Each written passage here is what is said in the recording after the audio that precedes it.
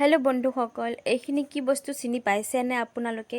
এইখিনি হৈছে মাখন আৰু মই মাখনখিনি বনাই ফ্ৰিজত থৈ দিছিলোঁ একদম মখৱা মাৰি গ'ল চাচোন কিমান ধুনীয়া একদম বগা বগা মাখন খাবলৈ ৰুটিৰ লগত বেছি ভাল লাগে খাবলৈ কাৰণে আৰু মই নিজে ঘৰতে বনাওঁ গাখীৰৰ যে জালটো সেই জালটোৰ পৰা ওলাই হয় সেই মাখনখিনি আমি মানে এনেকৈ জালটো যে একদম একঠা কৰি থৈ দিওঁ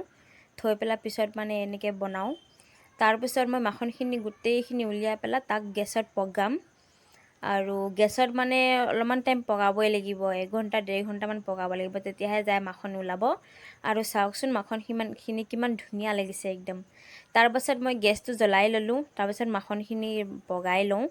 একদম মখৰা বান্ধি আছে মানে টাইট হৈ আছে ফ্ৰিজত থৈ দিছিলোঁ ফ্ৰিজতো থব লাগে মানে দৰকাৰ নহলে গৰম যে খৰাব মানে বেয়া হৈ যাব তাৰপিছত মই ভাবিলোঁ কি মখৰাটো অকমান ভাঙি দিওঁ বুলি তাৰপিছত মখৰাটো মানে বৰ টাইট হৈ আছে একদম ভাঙিবই নোৱাৰিলোঁ মই হাতৰে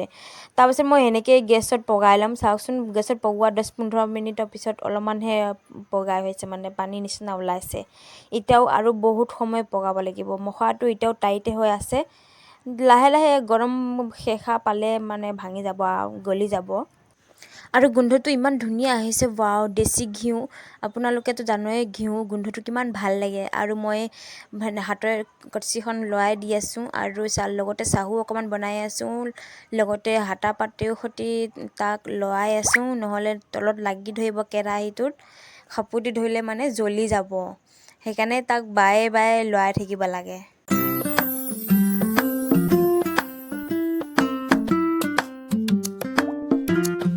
এয়া চাওক আমাৰ দেশী খাটি ঘিউ একদম তৈয়াৰ হ'ল বনাই এয়া চাওক কিমান ধুনীয়া গোন্ধটো যে ইমান ধুনীয়া আহিছে আৰু এয়া চাওক দেশী ঘিউ মই নিজে ঘৰতে বনাওঁ একেবাৰে সহজ মানে গাখীৰৰ জালটোহে খালি মানে একদম গটাই খটাই একঠা কৰিব লাগে সেই গাখীৰৰ জালটোৱেই মাখন বনাই পেলাই মাখনখিনি পগালেই আমাৰ এনেকৈ দেশী ঘিউ ওলায় তাৰপাছত মই এয়া ষ্টাইলৰ বৰাম এটা লৈছোঁ সেইটোত মই চাকনি মানে চাকি পেলাই থৈ দিম এনেকৈ যে হিটাৰ নিচিনা এখোবা ওলাই যে সেইখিনি চাকিব লাগে চাকনি চাহ চকা চাকনি যে সেয়া মই সেইখন চাকনিয়ে দি মানে চাকি লৈছোঁ ঘিউখিনি অলপমান টাইম মই এনেকৈ থৈ দিম যাতে ভালদৰে গোটেইখিনি ঘিউ